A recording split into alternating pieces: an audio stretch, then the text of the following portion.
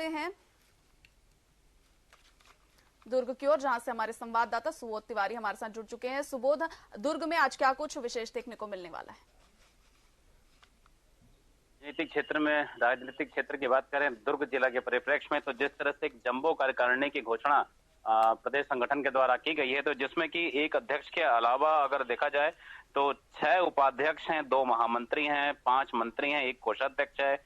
और 1 सह कोषाध्यक्ष है। इसके सहित लगभग 74 ऐसे सदस्य हैं जो कार्यकारिणी में शामिल किए गए। इसके अलावा विशेष आमंत्रित सदस्य भी हैं। ये विशेष आमंत्रित सदस्य और 74 ऐसे सदस्य जो कार्यकारिणी में घोषित किए गए हैं, सम्मिलित किए गए हैं, इनके लिए एक विशेष कार्य योजना बना के रखी गई है भारतीय जनता पार्टी के जिला अध्यक्ष के द्वारा या जिला महामंत्रियों के द्वारा, कि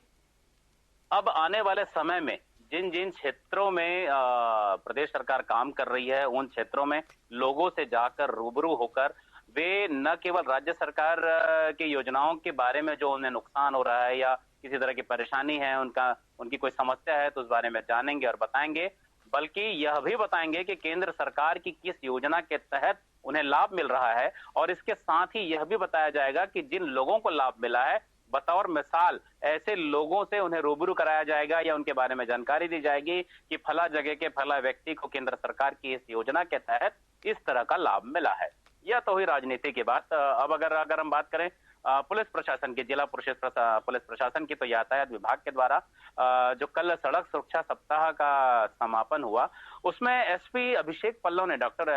अभिषेक पल्लव ने एक बड़ी घोषणा की है कि जो स्कूल और कॉलेज के छात्र हैं, वे अगर बिना हेलमेट या बिना कागजात के गाड़ी चलाते पाए जाते हैं, पकड़े जाते हैं चेकिंग के दौरान, तो उस दौरान न केवल उनके खिलाफ कार्रवाई की जाएगी, बल्कि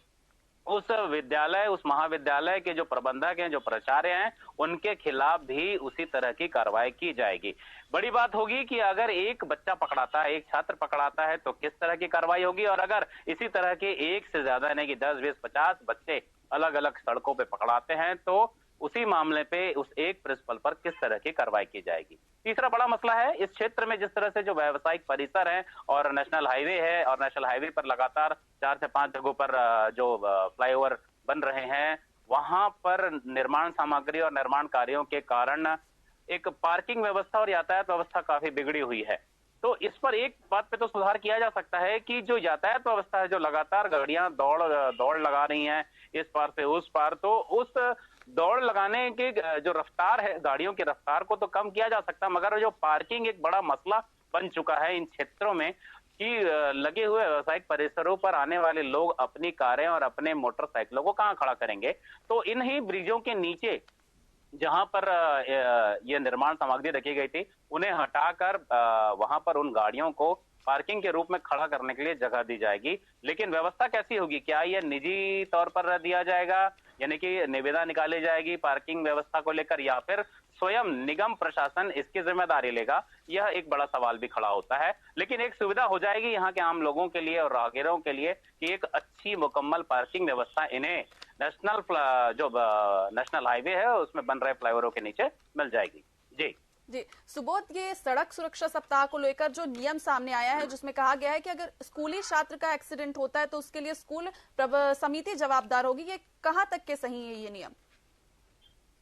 देखिए, इस बारे में अगर बात करें, आपका बड़ा अच्छा सवाल है कि अगर किसी स्टूडेंट का चाहे वह विद्यालयीन हो या महाविद्यालयीन हो, उसकी दुर्घटना में, किसी हादसे में मौत हो जाती है, खासकर सड़क दुर्घटना में, तो उसके लिए जिस तरह से प्राचार्य हर जगह जिम्मेदार नहीं हो सकते, उनके माता पिता भी जिम्मेदार हो सकते हैं कि वे कच्ची उम्र में यानी कि कम उम्र के बच्चों को किस तरह से दोपहिया वाहन सड़कों पर दौड़ाने के लिए दे देते हैं, और वो बच्चे फर्राटे से बिना कागजात, बिना लाइसेंस, बिना हेलमेट के इन ट्रैफिक से भरे सड़कों पर तेज रफ्तार गाड़ी चलाते हैं और दुर्घटना के शिकार हो जाते हैं। तो कहीं न कहीं इस पर भी सवाल लग सकता है कि अगर केवल प्राचार्य को इसके लिए दोषी माना जाएगा तो यह कितना उचित होगा। जी सुबोध, तमाम जानकारियों के लिए आपका बहुत बहुत धन्यवाद। तो जैसा कि हमारे दुर्ग संवाददाता ने बताया कि रेलवे के लिए अंडर ब्रिज के नीचे पार्किंग की व्यवस्था की जा रही है, वहीं सड़क सुरक्षा सप्ताह के अंतिम दिन एक पुलिस प्रशासन की ओर से नियम निकलकर सामने आया है, जिसमें हेलमेट नहीं पहनने वाले व्यक्ति के अलावा जिम्मेदार अन्य व्यक्तियों या संस्था पर भी कार्रवाई की जाएगी। तो बड़ी खबर हमारे दुर्ग से दुर्ग संवाददाता ने तमाम